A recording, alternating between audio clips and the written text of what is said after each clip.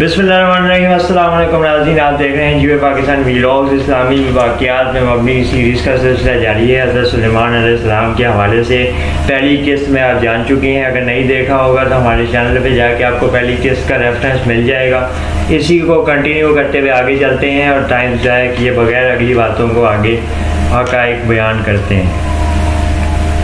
حضرت سلیمان علیہ السلام نے ان چونٹیوں کی بات سنی تو کہا، اے پروردگار، مجھے اتنی توفیق دے کہ تو نے مجھ پہ کرم کیا ہے، تو نے مجھ پہ اتنے احسانات کیے ہیں، میں ان کو اپنے پاس رکھ سکوں۔ ایک دفعہ حضرت سلیمان علیہ السلام کا دربار لگا ہوا تھا، دیکھا تو پتہ چلا ہدہد نامی پرندہ اس دربار میں شامل نہیں ہے، موجود نہیں ہے، وہاں سے غائب ہے۔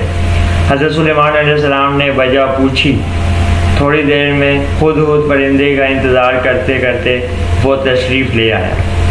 حضرت سلیمان علیہ السلام نے ہدہد پرندے سے براہ راست پوچھا کہ تم آج تاخیر سے آئے ہو، اس کی وجہ جاننا چاہتے ہیں۔ کچھ دیر بعد ہدہد نے اپنی وجہ بیان کرنی شروع کر دی۔ اس نے کہا کہ میں پرواز کرتا ہوا جب یہاں آ رہا تھا تو راستے میں ایک عجیب منظر دیکھا کہ سرحد پار کی مملکت جہاں پہ ایک حکمران بلقیس نامی عورت ہے، وہاں سورج کو لوگ سجدہ کرتے ہیں اور سورج کی پرستش کی جاتی ہے۔ حضرت سلیمان علیہ السلام نے آگے سے حیرت کا اظہار کیا۔ پرندے نے یہ بھی بتایا کہ بلقیس نامی عورت کے پاس ایک تخت موجود ہے جو عام تخت نہیں ہے اور کافی مختلف ہے۔ اس تخت کی کچھ باتیں اہم ہیں جس کی وجہ سے اس علاقے میں اس کا کافی چرچا بھی ہے۔ وہاں اللہ تعالیٰ کی ہر نعمت موجود ہے، لیکن لوگ کافر ہیں اور اللہ تعالیٰ کی نافرمانی میں گھرے ہوئے ہیں۔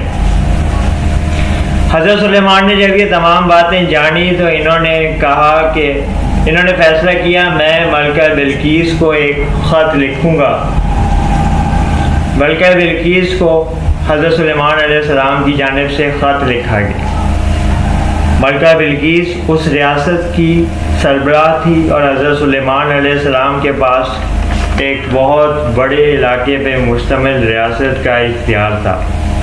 یہ دو ریاستوں کے سربراہان کے درمیان ہونے والے مکالمے کا واقعہ ہے۔ حضرت سلیمان علیہ السلام نے ایک خط لکھا اور کہا یہ خط ملکہ بلقیس کے دربار میں پہنچایا جائے۔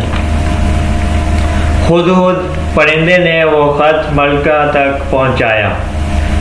ملکہ نے یہ خط پڑھنا شروع کیا اور پڑھنے کے بعد اپنی سلطنت کے اہم لوگوں کو کہا کہ میرے پاس ایک خاص شخصیت کا خط آیا ہے، اس لیے میں نے آپ تمام لوگوں کو یہاں پہ مدعو کیا ہے، کیونکہ یہ کوئی عام واقعہ نہیں ہے،